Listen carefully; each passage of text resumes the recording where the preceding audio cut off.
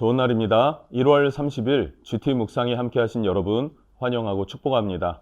오늘은 로마서 9장 1절에서 5절 말씀으로 바울의 민족 사랑이란 제목으로 하나님 말씀 나누겠습니다. 본문 말씀 함께 읽어봅니다. 제9장 내가 그리스도 안에서 참말을 하고 거짓말을 아니하노라. 나에게 큰 근심이 있는 것과 마음에 그치지 않는 고통이 있는 것을 내 양심이 성령 안에서 나와 더불어 증언하노니, 나의 형제 곧 고륙의 친척을 위하여 내 자신이 저주를 받아 그리스도에게서 끊어질지라도 원하는 바로라. 그들은 이스라엘 사람이라.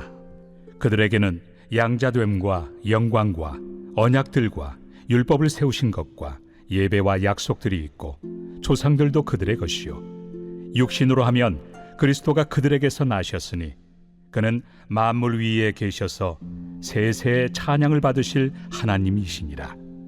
아멘. 우리가 로마서 9장을 시작하면서 로마서 전체의 구조를 한번 살펴보면 좋을 것 같습니다. 로마서는요, 1장부터 11장까지는 교리라고 말할 수 있어요. 교리를 논리적으로 설명했다, 이렇게 표현할 수 있고, 그리고 12장에서 16장까지는 구원받은 성도들의 삶에 대해서 말해주고 있습니다. 한마디로 그 교리를, 하나님의 말씀을 어떻게 삶에서 살아낼 것인가 하는 것이죠. 자, 이것이 바울 서신의 특징인데요. 바울은 전반부에는 교리에 대한 설명을 합니다. 그리고 후반부에는 삶에 어떻게 적용해 나가는지를 설명해 주고 있습니다. 그래서 1절부터 11절은 교리에 대한 설교인데, 근데 교리에 대한 이 설명에서도 1장에서 8장까지는 개인의 구원은 어떻게 이루어지는가에 대해서 나누었어요. 그런데 오늘 9장과 10장, 11장까지는요, 개인이 아니라 이스라엘 민족에 대한 구원, 그리고 이방인들에 대한 구원, 쉽게 말하면 모든 인류에 대한 구원이 어떻게 이루어지나라는 것이죠. 1장에서 8장은 개인 구원, 그리고 9장에서 11장까지는 온 인류에 대한 구원, 어떻게 이루어지는 것이 하나님의 뜻인가를 말해줍니다. 자, 그렇게 9장을 시작한다면 먼저 1절부터 3절에서는요, 이스라엘 민족을 사랑하는 바울의 마음이 표현되고 있습니다. 근데 이것은요, 마음을 표현하고 있어요. 논리적인 설명은 아닙니다. 자, 3절입니다. 나의 형제 곧 골육의 친척을 위하여 내 자신이 저주를 받아 그리스도에게서 끊어질지라도 원하는 바로다. 아멘. 바울은요, 자기 민족 유대인들을 향한 마음을 표현하고 있는데 뭐라고 합니까? 나의 형제 유대인들이 구원을 얻는 것, 그것을 원한다. 그러기 위해서 만약에 내가 버림을 받는다 할지라도 내가 그렇게 되기를 원합니다 라고 말하고 있습니다. 그런데 이 9장 직전이었던 8장 38, 39절에서는 뭐라고 고백했습니까? 우리를 향한 하나님의 사랑을 끊을 자가 없다라 그랬어요. 그럼에도 불구하고 사도 바울은 자신이 끊어질지라도, 그리스도에게서 버림받을지라도 이 민족이 구원을 얻기를 원합니다라고 고백했던 것이죠. 그런데 이렇게 고백했던 사람이 또 있지 않습니까? 모세입니다. 이스라엘 모든 민족들의 그 믿음 없는 모습들, 하나님 앞에 원망하고 불평하는 모습들, 그래서 하나님께서 그들을 다 심판하겠다라고 하실 때 모세는 어떻게 합니까? 내 이름을 생명책에서 지워주시고 이 민족을 구원해 주십시오 라고 말하지 않습니까? 그 마음, 모세의 마음, 바울의 마음, 그 마음의 심정은 얼마나 간절했으면 자기 민족을 향하여서 자기가 버림받겠다라고 자처했을까요? 이 마음이 바로 중보자의 마음이기도 하고요. 그리고 복음 전하는 자들의 마음이기도 하고요. 그리고 하나님의 마음이기 때문에 하나님의 자녀된 우리들이 품어야 될 마음이 되기도 합니다. 자, 바울은 자기 민족 이스라엘을 사랑했습니다. 유대인들이 구원을 얻기를 원했지만 그들은 율법에 매여서 믿음으로 나아가지를 못하는 상태였습니다. 자, 그것이 고통이었고 아픔이었지만 바울은 거기에 머물러 있지 않고 더 나아가서 모든 민족 가운데, 이방인들 가운데 복음 전파에 최선을 다하는 모습을 보게 됩니다. 왜 그렇습니까? 그리스도의 십자가의 죽으심과 부활의 은혜가 시작되었습니다. 그래서 유대인들에게만 머물러 있을 수 없는 상태에 급한 마음이 있으셨던 것이죠. 그래서 이 예수 그리스도의 복음이 열방 모든 민족에게 빨리 신속히 뻗어나가야 될 때였습니다. 그리고 그것을 감당하라고 사도 바울을 부르셨다라는 것을 바울은 알고 있었어요. 하나님이 원하시는 것이 무엇입니까? 예수님의 명령이 무엇입니까? 예루살렘과 온 유대와 사마리아와 땅끝까지 이르러 예수님의 증인이 되는 것, 그것이 주님이 바울을 부른 이유이죠.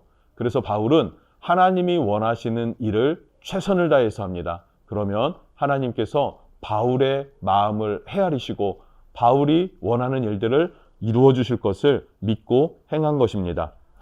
자, 이어서 4절과 5절에서는요, 이스라엘이 이전에 이미 받았던 그 특권들에 대해서 이야기를 하고 있습니다. 이스라엘은 하나님의 특별한 부르심을 받았죠. 4절입니다. 그들은 이스라엘 사람이라 그들에게는 양자됨과 영광과 언약들과 율법을 세우신 것과 예배와 약속들이 있고 라고 하면서 그들이 받은 특권을 말하고 있는데요. 특별히 출애굽기 19장 5절, 6절에는 세 가지를 말하고 있습니다. 유대인들이 받은 세 가지 특권. 첫 번째는요, 너는 모든 민족 중에 내 소유가 되겠다라는 거예요. 소유는 보배를 말합니다. 보배롭다라는 것. 하나님께서 이스라엘을 소유로 삼으셨다. 보배로 삼았다. 이것은 아주 귀하고 특별하게 불렀다라는 겁니다. 두 번째는 제사장 나라가 되게 하겠다라는 거예요. 제사장의 역할이 무엇입니까? 하나님과 인간, 죄인들 사이에 다리 역할을 하는 것, 그것이 하나님이 이스라엘을 부르신 목적이었습니다. 세 번째는 무엇입니까? 거룩한 백성이 되게 하는 것입니다. 거룩하게 구별하는 것, 구별해 놓고 특별하게 사용하기를 원하셨어요. 그 특별하게 사용하는 그 내용은 무엇입니까? 제사장의 직분을 감당하는 것, 이방인에게도 복음을 전파하고 그들도 하나님의 뜻을 알리도록 이스라엘을 사용하기를 원하셨습니다. 그런데 이스라엘은 어떡합니까? 첫 번째, 너는 모든 민족 중에 내 소유가 되겠다라는 그 말씀만 취하였어요. 그리고 2번과 3번, 제사장 나라는 감당하지 않고 거룩한 백성은 거부했습니다. 왜 그렇습니까? 그들은 특권을 받았음에도 불구하고 그 특권만 누리고 특권에 따라오는 사명은 감당하지 않았다는 말이에요. 특권에는 무엇이 따라옵니까? 사명이 따라오기 마련입니다. 그래서 그 사명을 감당할 때 하나님은 우리에게 더 큰 영광을 보이시고 능력을 부어주시고 상급을 주십니다. 그러나 사명을 감당하지 않으면 망하는 길이죠. 그리고 버림받는 길이 되는 거다라는 것입니다. 그래서 4절에 그들이 받은 특권 첫 번째는 양자됨이라 그랬어요. 우리는 신약에 와서야 비로소 하나님을 아버지라 부르며 기도할 수 있게 되었죠. 그러나 이스라엘은요, 출애굽기 4장에 이미 하나님께서 이스라엘은 내 아들, 내 장자라 이렇게 말씀하십니다. 그렇게 하나님께서 선언하셨던 거예요. 그럼 첫 번째로 내 아들, 내 장자다 이렇게 말씀하셨다면 장자에게는 책임이 있지 않습니까? 장자라는 특권에는 장자의 사명이 있습니다.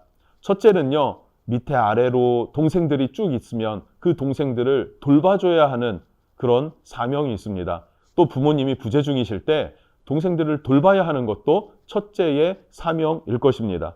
그런데 그 모든 것들을 저버렸다라는 거예요. 그것뿐이 아닙니다. 이들의 특권은요, 시내 산에서 하나님이 직접 강림하셔서 영광을 보여주셨죠. 또한 친히 이스라엘을 자기 백성으로 삼으시고 보호자가 되어주셨다라고 말씀하고 있고요. 거기에 구원의 약속, 또 축복의 약속 뿐만 아니라 율법도 주시고 성막도 주셨습니다. 그래서 먼저 하나님께 나아가 예배할 수 있는 자, 인생과 또 하나님과의 관계, 영적인 세계에서의 질서가 무엇인지도 알 수 있는 율법도 하나님으로부터 받은 것이죠. 그렇게 구별되어서 하나님과 관계를 맺는 백성이 되었어요. 그럼 이제는 제사장 나라가 되어서 많은 이방 민족들과 하나님을 연결시켜줬어야 되는데 그러지 않았다라는 사실이고, 그렇게 거룩한 백성으로 쓰임받았어야 되는데 쓰임받지도 못했다, 거룩하지도 못했다라는 것입니다. 자, 5절에서는 이들이 받은 특권을 더 이야기를 하고 있습니다. 믿음의 본이 되는 조상들을 주었다라는 거죠. 아브라함, 이삭, 야곱, 다윗, 모세 등등 많은 선지자들이 있습니다. 뿐만 아니라 그들의 혈통에서 그리스도께서 오셨죠. 예수 메시아께서 오셨습니다. 그런 축복을 그들이 받았지만 이스라엘은 하나님의 놀라운 사랑을 배척했고 공로의식과 교만으로 하나님께 받은 사랑과 은혜를 헛되게 했습니다. 자, 이것을 쭉 설명하면서 이스라엘을 향하여서 하나님께서 얼마나 사랑하셨는지, 그럼에도 불구하고 그 사랑을 받지 못하고 거부하고 있는 이스라엘에 대한 바울의 심정이 고백되고 있는 것입니다. 예, 저도 그렇습니다. 사역을 하면서 안타까운 상황들을 만나게 됐죠. 성도들이 하나님의 은혜로, 하나님의 긍휼로, 하나님의 도우심으로 문제들이 풀려가고 회복이 되고 또 그렇게 성장해 나아가는 모습을 보다가도 내가 했구나, 나의 공로다라고 스스로 여기는 것 같을 때가 있습니다. 그럼 참 마음이 아프죠. 그러다가 믿음의 시험이 찾아오고 또 시험에 넘어지기도 하는 모습을 보기도 합니다. 왜 그랬을까요? 겸손하지 못해서, 하나님의 은혜를 기억하지 않고 나의 공로고 내가 원래 될 것이기 때문에 됐어 라고 하는 생각 때문이었던 것입니다. 여러분, 겸손히 하나님의 사랑을 의지하고 충만히 받아 누릴 수 있기를 주님의 이름으로 축복합니다. 기도하겠습니다. 하나님, 바울은 자기의 마음을 토로합니다. 자기 민족 이스라엘을 사랑하는 마음을 고백합니다. 그러나 그들은 교만해 하나님의 말씀을 저버렸고 하나님이 주시는 특권은 누리지만 하나님께로부터 받은 사명은 감당하지 못하게 됩니다. 주여, 이 모습을 보고 우리는 더 겸손히 주님 앞에 나아가고 주님의 사랑 안에 거하는 자 되도록 인도해 주십시오. 예수님의 이름으로 기도합니다. 아멘.